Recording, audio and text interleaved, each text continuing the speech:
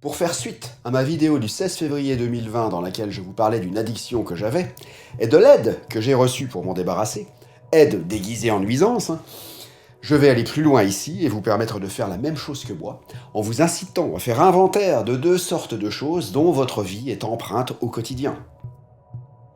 J'imagine que la plupart d'entre vous qui me regardez sont d'accord avec l'idée que nous sommes les créateurs de notre propre réalité. Mais malgré cette vérité, il est encore difficile de regarder tout ce qui nous ennuie dans la vie comme autant d'aides potentielles. C'est vrai, nous faisons face à des dizaines, voire des centaines de petites irritations tout au long de chaque journée.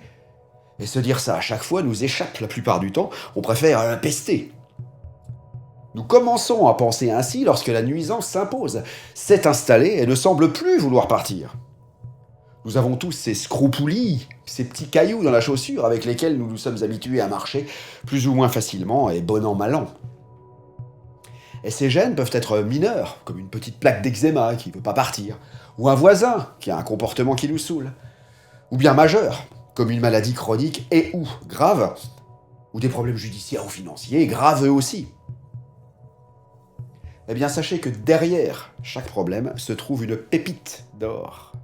Aucun problème ne peut ni ne veut survenir dans notre vie par plaisir. Ils sont tous là pour nous aider à comprendre quelque chose, pour nous aider à évoluer, avec en prime une gratification plus ou moins immédiate. Je vous propose ici un exercice intéressant. Même sans parler des solutions qu'il va vous apporter, rien que le fait de le faire, pour la plupart d'entre nous, est déjà extrêmement libérateur. Eh oui, car nous allons encore utiliser l'écriture. L'écriture est le prolongement de notre subconscient. Ça, vous avez déjà pu le constater dans mon programme Réparer vos journées et les autres. Et tellement de gens gardent tout pour eux. Ça ne sort jamais. Même lorsqu'ils sont seuls ou avec leur soi-disant meilleur ami, ils ne s'accordent jamais le droit de s'exprimer à voix haute et encore moins par écrit. Ces problèmes, ainsi que leurs émotions gardées en soi, sont comme de l'acide sur les tissus psychiques et à terme organiques. L'exercice que je vous propose ici sera avant tout un travail déclaratif. Il est tout ce qu'il y a de plus simple, écrire les choses. Les solutions apparaîtront toutes seules après des minutes, des heures, voire des jours, après la fin de l'exercice, sous forme d'intuition ou de coïncidence dont je vous parlerai après. Il est important donc de ne pas chercher quoi ou qu'est-ce pendant l'exercice. Faites juste l'inventaire, exactement comme vous feriez la liste pour l'assurance des choses endommagées ou volées après un sinistre, c'est tout. Donc voici comment faire. Sur une feuille vierge, notez en haut à droite le jour, la date et l'heure actuelle. Écrivez ensuite le titre en haut au milieu, problèmes actuels, et soulignez-le. Dressez ensuite la liste des problèmes que vous avez dans votre vie aujourd'hui. Laissez simplement les idées venir, sans chercher à les ordonner, les classer et encore moins les juger. Écrivez simplement ce qui vous vient à l'esprit, sans trop détailler. Sautez une ligne à chaque nouveau problème. Attention, n'utilisez jamais de possessifs pour les qualifier. Voyez donc ma vidéo intitulée « Les poisons possessifs » ici, si vous voulez plus d'éclaircissement. Si vous écrivez « mon cancer » ou « mes dettes », vous leur accordez autant de légitimité que votre bras ou votre estomac. Ils ne pourront donc jamais partir, puisque vous leur faites comprendre inconsciemment qu'ils sont à vous. Dites plutôt « le cancer » ou « ce putain de cancer que je dois supporter ». Vous pouvez être vulgaire, hein, c'est pas grave. Ou « ces putains de dettes que je dois rembourser », etc. Vous saisissez ? Par exemple, dans mon propre cas, j'aurais pu écrire les phrases suivantes. Les nuisances sonores causées par l'enfoncement de la grille d'à côté par les toxicomanes, 50 fois par jour. Deuxième ligne, l'habitude de manger toujours devant un film ou une série, etc. Ensuite, une fois que vous pensez avoir fait le tour de tout ce qui vous ennuie, laissez cette feuille de côté et faites carrément autre chose. Si vous devez sortir, je vous encourage à la plier en 4, la mettre dans votre poche, et l'emmener avec vous, accompagné d'un crayon de papier, vous savez, le genre de petit crayon Ikea, là, afin d'y noter les nouvelles choses qui ne manqueront pas de vous venir à l'esprit. En effet, vous aurez initié un processus en commençant à écrire, et votre subconscient continuera sur sa lancée bien après que vous ayez posé le crayon. Gardez donc votre liste avec vous et en tête pour éventuellement la compléter à chaque intuition. Et attendez le lendemain. Et surtout, laissez passer une nuit là-dessus. Et au passage, analysez aussi vos rêves. Ils pourront vous donner des réponses inespérées. Au jour numéro 2, prenez une nouvelle feuille de papier, écrivez à nouveau le jour, la date et l'heure en haut à droite, écrivez ensuite le titre en haut et au centre, mes désirs, et soulignez-le. Là, vous pouvez utiliser des possessifs sans modération. Dressez ensuite la liste des choses que vous désirez dans la vie. Laissez votre imagination vous souffler ce que vous voulez sans vous creuser la tête. Ne cherchez pas non plus à ordonner ces désirs. Faites la liste telle qu'elle vous vient. Par exemple, mon poste de directeur commercial chez Dupont et Durand. Ma nouvelle BMW rouge. Partir aux Canaries cet hiver, etc.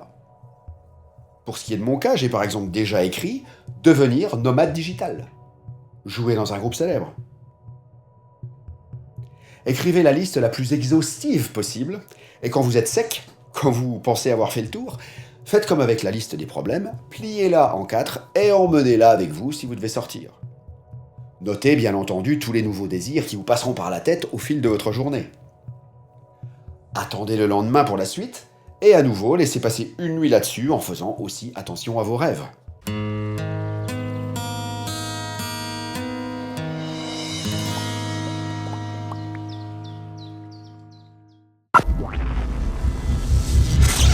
Une fois que vos 2 listes seront complètes et que vous les garderez sur vous en permanence avec un crayon à portée pour pouvoir y noter tous les changements, vous verrez que la vie commencera à vous montrer des choses.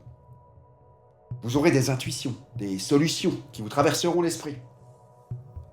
Dans ce cas, s'il vous vient ce genre de solution, mettez-les en pratique le plus immédiatement possible. Ça signifiera alors que c'est le bon moment pour.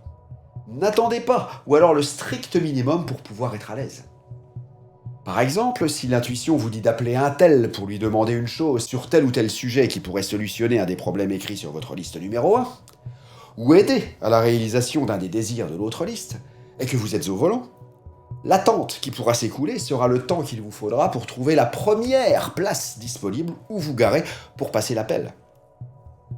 Et ne surtout pas vous dire « Ah ouais, j'appellerai quand je serai rentré chez moi ».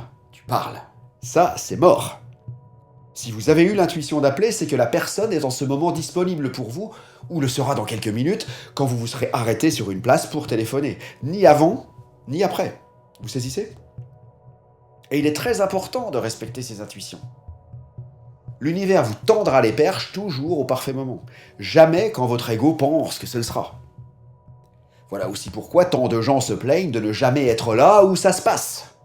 C'est tout simplement souvent parce que, même s'ils ont eu la bonne intuition au moment parfait, ils ont attendu pour passer à l'action en écoutant l'ego, qui trouve toujours un tas de bonnes raisons pour ne pas changer.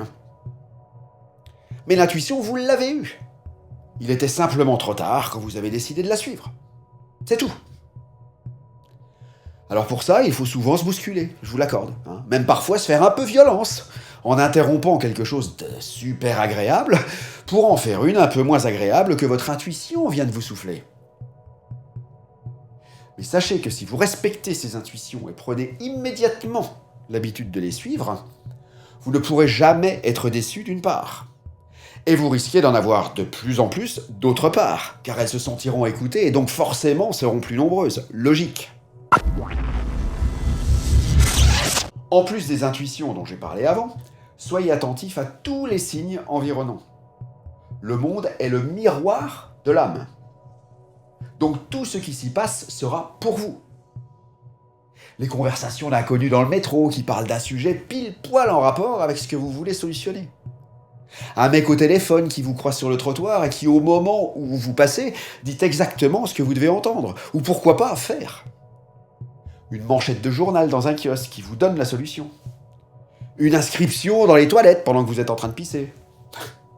Une erreur téléphonique où la personne au bout du fil vous appelle précisément par le prénom de la personne que vous devez appeler. Eh ouais. Un dément dans la rue qui parle ou hurle tout seul et qui clame une vérité que vous seul pourrez comprendre. Sachez au passage que ces gens qui paraissent fous, vous savez, ceux qui parlent, qui clament, qui hurlent tout seuls dans la rue, là, c'est tout simplement leur ego qui dit tout haut ce que le vôtre pense tout bas, ou devrait penser tout court. Ce n'est jamais par hasard.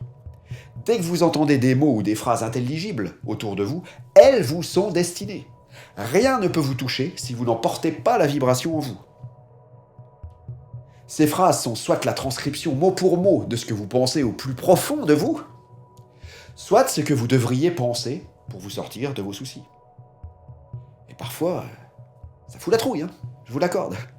Mais c'est malheureusement une partie de nous qui s'exprime au travers d'autres personnes.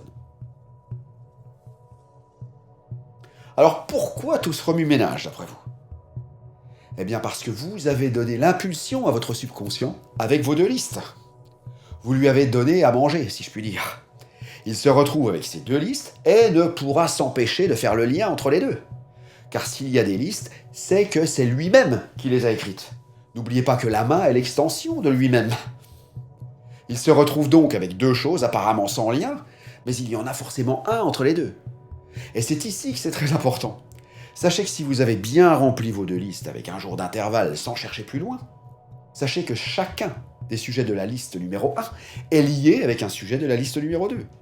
Autrement dit, chaque problème, liste numéro 1, est là pour vous aider à réaliser un désir, liste numéro 2. Mais ces liens sont tellement profonds que seul le subconscient saura les voir. Et il se gardera bien de vous en parler. Il fera sa tambouille tout seul et vous dictera au mot près et à la minute près ce que vous devez faire. Rappelez-vous que le subconscient est un demi-dieu enfermé dans une boîte noire. Il se moque pas mal de ce que vous êtes en train de faire actuellement. S'il sait que vous pouvez arrêter et faire ce qu'il vous dit, il vous le dira. À vous ensuite de décider de l'écouter ou pas. Je viens de vous donner une astuce de plus pour utiliser les pouvoirs extraordinaires de votre subconscient. Vous allez lui donner des devoirs, si je puis dire. Vous allez enfin l'utiliser en lui donnant des tâches qui lui incombent, et ce, sans le brusquer. Cette douceur et souplesse sont capitales, car elles invitent le subconscient, qui n'est autre que l'enfant intérieur, à coopérer. Si vous lui imposez quoi que ce soit, c'est mort. Il sera effrayé et vous enverra sur les roses. Pour pas dire autre chose. Mon programme de méditation avec l'enfant intérieur permet cette coopération en ouvrant le bal avec une chose bien précise. La chose que votre enfant intérieur attend depuis le début de la création. N'oubliez pas que cet enfant existe réellement en vous. Il a traversé toutes les vies que vous avez vécues et qui peuvent se compter par millions. Bref, ce petit exercice de liste que je viens de vous donner vous permettra, en lui donnant du travail, de faire le premier pas en lui montrant que vous l'avez vu et reconnu. Et il s'empressera de vous donner satisfaction. Il se sentira aussi flatté et important que quand Louis XIV posait les yeux sur un courtisan. Voilà, chers amis. Laissez-moi donc un pouce vers le haut, pensez à vous abonner en cliquant ensuite sur la petite cloche, de façon à recevoir toutes mes notifications dès que je publie un truc. Commentez avec vos propres expériences de votre enfant intérieur, puis partagez avec tous ceux qui ont de grandes ambitions, mais aussi de grands problèmes, et qui aimeraient bien qu'on les aide à faire le lien entre les deux. Je vous souhaite le lien solide